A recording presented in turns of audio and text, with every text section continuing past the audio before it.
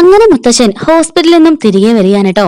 അപ്പോഴേക്കും ആദർശും ജയനും പിടിക്കുന്നുണ്ടെങ്കിലും മുത്തശ്ശൻ പറയാണ്, വേണ്ട, എന്നെ ആരും പിടിക്കണ്ട, എനിക്ക് അത്രയ്ക്കുള്ള കുഴപ്പമൊന്നുമില്ല. അത് മാത്രമല്ല, നിങ്ങൾ പിടിക്കുന്ന കണ്ടാല് അവർക്കൊക്കെ സംശയം തോന്നും എന്നും പറഞ്ഞിട്ട് അകത്തേക്ക് കയറി വരുന്നുണ്ട്. അതിനുശേഷം മുത്തശ്ശിയൊക്കെ ചോദിക്കുന്നുണ്ട് കേട്ടോ, എന്താ സംഭവിച്ചെന്ന്. എല്ലാരും മാറി മാറി ചോദിക്കുമ്പോഴും ഒന്നുമില്ല, BP കുറച്ച് കൂടുതലാണെന്ന് പറഞ്ഞിട്ട് അകത്തേക്ക് കയറി പോകുന്നുണ്ട്.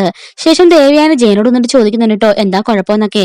അപ്പൊ ജയനും അതേ മറുപടി തന്നെയാണ്, ഒരു പ്രശ്നവും ഇനി പറഞ്ഞു പറഞ്ഞ് കുഴപ്പം ഉണ്ടാക്കാതിരുന്നാ മതി എന്ന് പറയുന്നു. നീ നിന്റെ മോനുമാണ് ഏറ്റവും വലിയ കുഴപ്പമൊന്നും പറഞ്ഞിട്ട് ജയൻ അവിടുന്ന് പോവാണ് കേട്ടോ. അങ്ങനെ ആദർശ് നേരെ മുറിയിലേക്ക് ചെല്ലുന്ന സമയത്ത് നയന ബാഗൊക്കെ റെഡിയാക്കി വെച്ചിട്ട് അവിടെ ഇങ്ങനെ നിൽക്കാണ്. എന്നിട്ട് നയന പറയാണ്, ആദർശേട്ടാ, ഇനി ആർക്കും ബാധ്യതയായിട്ട് ഞാനിവിടെ നിൽക്കുന്നില്ല, ഞാൻ പോവാണെന്ന് പറയുമ്പം ആദർശ് പറയുന്നു, പോവാണെന്ന് പറഞ്ഞിട്ട് പോകുന്ന ലക്ഷണമൊന്നും കാണുന്നില്ലല്ലോ. അപ്പൊ നയന പറയുന്നുണ്ട്, എന്നെ സ്നേഹിക്കുന്ന കുറച്ചു പേരുണ്ട് ഇവിടെ, അവരുടെ മുമ്പിൽ കൂടി പോകാൻ എനിക്ക് നല്ല ബുദ്ധിമുട്ടുണ്ട് എന്ന് പറയുമ്പോൾ ആദർശ് പറയാണ്, നിനക്ക് ഇതിനു മുമ്പ് ഒരുപാട് അവസരങ്ങൾ വന്നതല്ലേ, അപ്പോഴൊക്കെ നീ ആണെങ്കിലോ എങ്ങനെയെങ്കിലും കടിച്ചു തൂങ്ങാൻ വേണ്ടി നീ ശ്രമിക്കായിരുന്നു. ദരിദ്രവാസി കുടുംബത്തിൽ പിറന്നിട്ട് ഇത്രയും വലിയ കൊട്ടാരത്തിലേക്ക് നിന്ന് പോവാൻ എങ്ങനെ നിനക്ക് മനസ്സ് വരും? അതല്ലേ യഥാർത്ഥ കാരണം. നീ നിന്റെ ചേച്ചിയും ഒരു അർഹതയും ഇല്ലാത്തവരാ ഈ കുടുംബത്തിലേക്ക് കയറി വരാൻ എന്നൊക്കെ ഇങ്ങനെ ആദർശ് പറഞ്ഞു കേൾക്കുമ്പോൾ എനിക്ക് നല്ല സങ്കടമാണ് കേട്ടോ. നയന പറയാണ്, ഒരിക്കൽ പോലും ഞാനൊന്നും ആഗ്രഹിച്ചിട്ടില്ല ആദർശേട്ടാ, എങ്കിലും ഞാൻ പോവാണ് എന്ന് പറയാണ് കേട്ടോ. ഒരിക്കലെങ്കിലും ആദർശേട്ടൻ വേണ്ടാന്ന് പറയുന്നു ഞാൻ കരുതി. പക്ഷേ ആദർശേട്ടൻ പോവാന്നും പറഞ്ഞിട്ട് പോന്നില്ല എന്ന് ചോദിച്ചപ്പോൾ തന്നെ എനിക്ക് എല്ലാ കാര്യങ്ങളും മനസ്സിലായി. ആദർശേട്ടന്റെ മനസ്സിൽ ഒരു അംശം പോലും ഞാനില്ല. ഭാര്യട്ട് ഒരിക്കലും എന്നെ അംഗീകരിക്കാനും കഴിയില്ല. അതുകൊണ്ട് ഞാൻ പോവാണെന്നും പറഞ്ഞിട്ട് നയനോടൊന്ന് ബാഗൊക്കെ എടുക്കാണ്.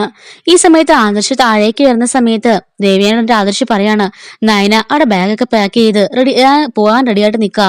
അപ്പൊ എവിടെയെന്ന് ചോദിക്കുമ്പോൾ ആദർശ് പറയുന്നു, അവളുടെ വീട്ടിലേക്ക്. നവി അപ്പം നന്നായിട്ട് ചിരിച്ചുകൊണ്ട് സന്തോഷം നിൽക്കാനട്ടോ. ഇത് കാണുന്ന ജാനകി ചോദിക്കാണ്, എന്താണ് നീ പറഞ്ഞത്, നയനവൾ ഇവിടുന്ന് പോവാണെന്നോ? അപ്പൊ ആദർശ് പറയുന്നു, അതെ, അവള് പറഞ്ഞു ഇവിടുന്ന് പോവാണെന്ന്.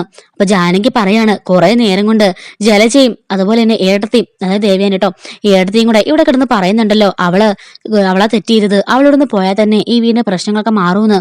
രണ്ടുപേരും 6 മണിക്കൂർ കൊണ്ട് ആ പാവത്തിനിട്ട് പിഴിഞ്ഞോണ്ടിരിക്കുക. അതുകൊണ്ടാ ആ പാവം പോവാൻ തീരുമാനിച്ചത്. മനസ്സ് തകർന്നായിരിക്കും ആ പാവം അങ്ങനെയൊക്കെ പറഞ്ഞത്. എന്തായാലും അവളെ വിടാൻ ഞങ്ങൾ ഉദ്ദേശിക്കുന്നില്ല എന്ന് പറയുമ്പോൾ ജലജ ചോദിക്കാണ്, ജാനകി, നിനക്ക് എന്തിന്റെ പ്രശ്ന? നിനക്കൊന്നും മനസ്സിലാവില്ല. കാരണം നിന്റെ മോനല്ലല്ലോ അബദ്ധങ്ങൾ സംഭവിച്ചത്, എനിക്ക് ദേവ്യാനിക്കും അല്ലേ. അതുകൊണ്ടാണ് ഞങ്ങൾക്ക് ഇങ്ങനെയൊക്കെ തോന്നുന്നത്. ഇവളുമാർ ഇവിടുന്ന് പടിയിറങ്ങി പോയാൽ മതിയെന്ന്. ദാ ഈ ഒരു സാധനം ഉണ്ടല്ലോ ഇവിടെ, ഇവളെയും എങ്ങനെയും ഇവിടുന്ന് പറഞ്ഞു വിടണം എന്നിങ്ങനെ ജലജ പറയുന്നുണ്ട് കേട്ടോ. ആദർശ് പറയണ, അമ്മേ, അവള് പോവാണോ എന്ന് പറഞ്ഞപ്പം ഞാൻ മാർത്തൊന്നും പറഞ്ഞില്ല, പോയിക്കൊള്ളാൻ പറഞ്ഞു എന്ന് പറയുമ്പോൾ ജലജ പറയാണ്, അത് നന്നായി മോനെ, അത് എന്തായാലും നല്ല കാര്യമായിപ്പോയി. അവള് നിന്റെ ജീവിതത്തിലേക്ക് വന്ന് കയറി ഇരുട്ടാ. ആ ഇരുട്ട് നീങ്ങുമ്പോ തന്നെ നിന്റെ ജീവിതത്തിലേക്ക് പ്രകാശം വന്നു ചേരും. അല്ലെങ്കിൽ നീ കണ്ടോ എന്ന് പറയുന്നുണ്ട് കേട്ടോ. ജാനകി പറയണ, ജലജ, ഇങ്ങനൊന്നും പറയാൻ പാടില്ല. നമ്മളല്ലേ കുട്ടികൾ തെറ്റ് കാണിച്ചാൽ അവരെ ഉപദേശിച്ച് നേരെയാക്കേണ്ടത്. നയനമോളെന്ന് പറയുന്നത് അനന്തപുരിലേക്ക് കയറി വന്ന ആദ്യത്തെ മരുമകളാ. അവൾ ഈ വീടിന്റെ പടിയിറങ്ങി പോയാൽ അനന്തപുര തറവാടിന്റെ ഭാവി എന്താകും? ആ കുട്ടിയുടെ ഭാവി എന്താകും? ആ കുട്ടിയുടെ വീട്ടുകാരുടെ മാനസികാവസ്ഥ എന്തായിരിക്കും എന്നൊക്കെ ചിന്തിച്ചോ നിങ്ങള്? അപ്പോഴേക്കും ദേവേനി പറയാണ്, ഞാൻ അങ്ങനെയൊക്കെ പറഞ്ഞെന്ന് പറഞ്ഞ് ഡയറക്റ്റ് ആയിട്ട് അവരോട് ഇറങ്ങിപ്പോയാണെന്ന് ഞാൻ പറഞ്ഞിട്ടില്ല. അപ്പൊ ജാനകി പറയാണ്, ദേവ്യാനി ചേച്ചി, അവള് അത്ര കൊച്ചുകുട്ടിയൊന്നും അല്ല. നിങ്ങൾ രണ്ടുപേരും എത്ര തവണ അവളെ കുത്തി പറഞ്ഞു ഇറങ്ങിപ്പോന്ന് പറയാതെ മുഖത്ത് നോക്കി പറഞ്ഞില്ലേ. അവളെ മന്ദബുദ്ധി ഒന്നല്ലല്ലോ, അതൊന്നും മനസ്സിലാവാതിരിക്കാന്. അതുകൊണ്ടാ അവളോടൊന്ന് ഇറങ്ങിപ്പോയേ. ഈ വിവരമെല്ലാം മുത്തച്ഛൻ അറിഞ്ഞുള്ള അവസ്ഥ എന്തായിരിക്കും ചേച്ചി ചിന്തിച്ചു നോക്കിയോ എന്ന് പറയുമ്പോഴേക്കും ദേവേനി ഒന്ന് പേടിക്കുന്നുണ്ട് കേട്ടോ.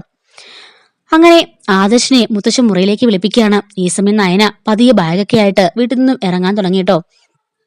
ആദർശിനെ വിളിപ്പിച്ചിട്ട്, ആദർശ് എന്താ മുത്തശ്ശാന്ന് ചോദിച്ച് മുറിയിലേക്ക് വരുമ്പം, നീ ഇവിടെ ഇരിക്ക്, എനിക്ക് കുറച്ച് കാര്യങ്ങൾ സംസാരിക്കാനുണ്ട് എന്ന് പറയുകയാണ് കേട്ടോ. അപ്പൊ താഴത്തെ വിവരങ്ങളൊക്കെ ഏകദേശമൊക്കെ മുത്തശ്ശൻ അറിയുന്നുണ്ടായിരുന്നു കേട്ടോ. എന്താ മുത്തശ്ശാന്ന് ചോദിക്കുമ്പം, അല്ല, എനിക്ക് നിന്നോടൊരു കാര്യം പറയാനുണ്ട്. ഡോക്ടർ പറഞ്ഞതുപോലെ കുറച്ചു കാലം കൂടി മാത്രമല്ലേ ഞാൻ ജീവനോട് ഇരിക്കുള്ളൂ. ആദർശ് പറയണ, അങ്ങനെന്താ മുത്തശ്ശ അങ്ങനെയൊക്കെ പറഞ്ഞത്? അതൊന്നും ഇല്ല, ദൈവമല്ല തീരുമാനിക്കുന്നത്, ഡോക്ടറൊന്നും അല്ലല്ലോ. എന്റെ മുത്തശ്ശൻ ഇനി ഒരുപാട് കാലം ജീവിച്ചിരിക്കണം. അപ്പൊ മുത്തശ്ശൻ ചോദിക്കാണ്, അങ്ങനെ ഒരു ആഗ്രഹം നിനക്കുണ്ടോ?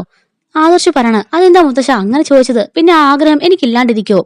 എങ്കിൽ ഞാൻ പറഞ്ഞൊരു കാര്യം നീ എനിക്ക് സാധിച്ചു തരുമോ എന്ന് ചോദിക്കുമ്പോൾ ആദർശ് പറയണ, ഈ ലോകത്തുള്ള എന്തും എന്റെ മുത്തശ്ശനെ സാധിച്ചു തരുമെന്ന് പറയുന്നു. വാക്കാണോ എന്ന് ചോദിക്കുമ്പം കയ്യിൽ സത്യം ചെയ്ത് വാക്കാണെന്ന് പറയുമ്പം ആ മുത്തശ്ശൻ പറയണ, എനിക്ക് വേറൊന്നുമല്ല വേണ്ടത്. നയനമോളെ നീ പൊന്നുപോലെ നോക്കണം. നയനമോളെ നീ ഭാര്യയുടെ സ്വീകരിക്കണം.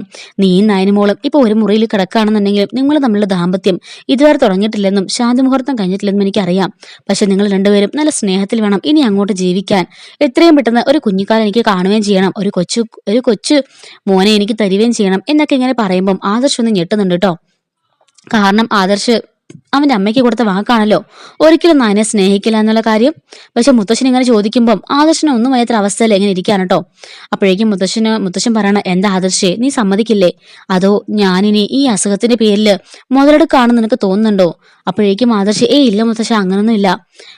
കുറച്ചു നാളെ ഞാൻ ഇനി ഭൂമിയിലുണ്ടാവും. അത്രയും കാലം എന്റെ മക്കളും മരുമക്കളും കൊച്ചുമക്കളും എല്ലാവരും സന്തോഷത്തോടെ ഇന്ന് കണ്ടിട്ട് വേണം എനിക്ക് കണ്ണടയ്ക്കാൻ സമയത്ത് എനിക്ക് ഒരു വിഷമം ഉണ്ടാകാൻ പാടില്ലെന്ന് എനിക്കൊരു ആഗ്രഹമുണ്ട് എന്ന് മുത്തശ്ശൻ പറയുമ്പം ആദർശ് പറയണം, അങ്ങനൊന്നും പറയില്ല മുത്തശ്ശൻ പേടിക്കണ്ട. നയനനെ ഒന്നും സംഭവിക്കില്ല. നയനെ മോനെ സ്നേഹിക്കാം എന്നൊക്കെ പറയുമ്പോഴേക്കും ആണ് ആദർശ് മനസ്സിലെടുക്കുന്നത്, ഈശ്വര, നയന ഈ സമയം ഭാഗികമായിട്ട് വെളിയിൽ ഇറങ്ങി കാണുമല്ലോ, അതങ്ങനെ മുത്തശ്ശൻ അറിഞ്ഞാൽ ആകെ പ്രശ്നമാണെന്നും പറഞ്ഞിട്ട് ആദർശ്, മുത്തശ്ശൻ ഞാൻ ഇപ്പൊ വരാമെന്നും പറഞ്ഞിട്ട് ഇറങ്ങി ഓടുകയാണ് കേട്ടോ. ശരിക്കും മുത്തശ്ശൻ ഇതൊക്കെ അറിഞ്ഞു കാണും. അങ്ങനെ ആദർശ് നേരെ ചെല്ലുമ്പോഴേക്കും നയന ബാഗുമായിട്ട് അനന്തപുരം തറവാടിന്റെ പടി ഇറങ്ങിക്കൊണ്ടിരിക്കുകയാണ്. നയന എന്ന് പറഞ്ഞ് ആദർശ് പിന്നിൽ കൂടി പോയി നിന്ന് വിളിക്കുകയാണ് കേട്ടോ. അതിന് തൊട്ടു മുമ്പായിട്ട് മുത്തശ്ശൻ ഒരു കാര്യം കൂടി പറയുന്നുണ്ട് കേട്ടോ. എന്താണ് പറഞ്ഞതെന്ന് വെച്ചാല് മുത്തശ്ശൻ പറയുന്നുണ്ട്, ഇന്ന് ആ ഒരു കാപ്പ് കെട്ടി പൊങ്കാല നടത്തിയിരുന്നല്ലോ, അപ്പം നയന വ്രതം എടുത്തിരിക്കുകയാണ്. അപ്പം ആദർശ്, അതായത് ഭർത്താവ് ആശീർവദിച്ച് മാത്രമേ ആ വ്രതം നയനയ്ക്ക് പൂർത്തീകരിക്കാൻ സാധിക്കുള്ളൂ, എങ്കിൽ മാത്രമേ അവൾക്ക് ഭക്ഷണം മൂലം കഴിക്കാൻ സാധിക്കുള്ളൂ. അപ്പൊ മുത്തശ്ശൻ പറയുന്നുണ്ട്, നീ അതുകൂടി ചെയ്യണം, എല്ലാവരും മുമ്പിൽ വെച്ച് അവളെ ആശീർവദിക്കണം, അതല്ലാന്നുണ്ടെങ്കിൽ അവൾക്ക് വ്രതം മുറിക്കാൻ പറ്റില്ല എന്നൊക്കെ പറയുമ്പം ആദർശ് ആകെപ്പാടെ വല്ലത്ര മാനസികാവസ്ഥയിൽ നിൽക്കുകയാണ്. കാരണം ദേവ്യാനിയുടെ മുമ്പിൽ വെച്ച് നയനയ്ക്ക് അങ്ങനെ ചെയ്യില്ലെന്ന് പറഞ്ഞിട്ട് ഇത് ചെയ്താൽ അവസാനം എന്തായിരിക്കും അവസ്ഥ എന്നോർത്ത് അവൻ ആകെപ്പാടെ അങ്ങ് പേടിച്ച് നിൽക്കാണ് കേട്ടോ. എന്തും വരട്ടെ, മുത്തശ്ശന്റെ സമാധാനമാണ് ഇപ്പൊ വലുതെന്നും പറഞ്ഞിട്ട് ആദർശ് ഓടിച്ചെന്നിട്ട് നയനയുടെ കയ്യിൽ കയറി പിടിക്കുകയാണ്. നയന, എന്താ ആദർശേട്ടാ എന്ന് ചോദിക്കുമ്പോ, നയന നീ പോവണ്ടെന്ന് പറയുന്നു. എന്താ ഞാൻ പോവണ്ടെന്നോ? വീടിന്റെ പടിയിറങ്ങിയപ്പോഴാണോ ആദർശേട്ടന് തോന്നിയത് ഞാൻ പോവണ്ടാന്ന്?